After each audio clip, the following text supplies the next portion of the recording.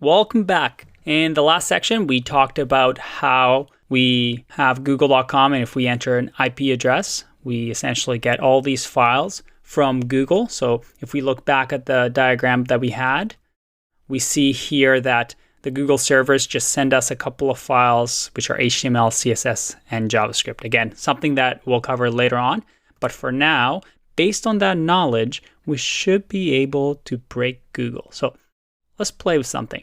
If you open up Google Chrome and you go into View, then Developer, then Developer Tools, you're going to have a screen over here that pops up. You might want to move it up and down just so you can see better.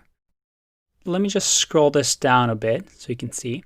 You'll see over here that there's a little icon on the left with a pointer and a window. If you click on that and now go to the website, you'll see it selects a bunch of different things. So it's just an element selector. So let's just click on this.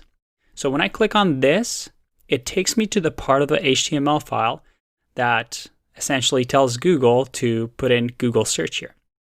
So based on that, we can do something fun. We can get the value over here of Google search, and let's change it to Andre search. Press enter. Look at that. We now just changed Google to have Andre search over here. That's very, very cool. I want you to play around with that and see what you can do. For example, if I now select this and I'm just like, I don't want this, I'm going to press the delete key and just delete it. Look at that. I can delete that. Okay, I don't like that either. I'm going to press delete on that as well. And let's see. You know what? I want the entire website. I want this entire body thing gone. Delete. Look at that. We just completely deleted Google. Now, you must be freaking out. What happened? Am I going to get sent to jail? I just deleted Google. Well, no, not really. Press enter and Google is back. Now, why is that? Well, if we go back to our diagram, we have Google servers and we were playing around with one of these files and we just modified it. We essentially just said delete, delete. So Google was gone. But when I made that request again, Google servers, no problem. We have these files. They send these files all over again back to the server.